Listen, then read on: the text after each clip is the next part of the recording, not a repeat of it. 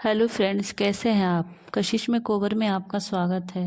Friends, अगर घर पे रूट टचअप करना हो तो कैसे करें। तो हमने यहाँ गार्नियर का वाइन कलर लिया है जो बहुत ही नेचुरल कलर देता है।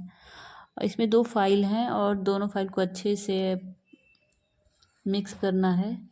और मिक्स करने के बाद हमने यहाँ हेयर को सेक्शन डिवाइड करके रूट में कलर को लगाए हैं। रूट टचअप करने के बाद जो हेयर का लेंथ बचता है फ्रेंड्स, वो बहुत ही ड्राई दिखता है, रूखा सूखा दिखता है, मतलब बहुत ड्राइनेस दिखता है। तो हम यहाँ ऐसा क्या करेंगे जो हेयर का लेंथ सॉफ्ट दिखे, मॉइस्चराइज दिखे। तो हमने यहाँ हेयर इस पर क्रीम लगाया है। आप चाहें तो कंडीशनर भी लगा सकते हैं, नाइट क्रीम भी लगा सकते हैं।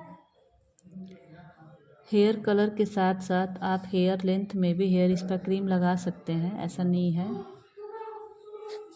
हेयर वॉश करने से पहले आप अगर इसे यूज करेंगे तो आपके हेयर सॉफ्ट दिखेंगे, शाइनिंग, और हेयर कलर को आप चाहें तो 30 मिनट के लिए छोड़ सकते हैं लगा के, उसके बाद ही हेयर वॉश कर सकते हैं आप।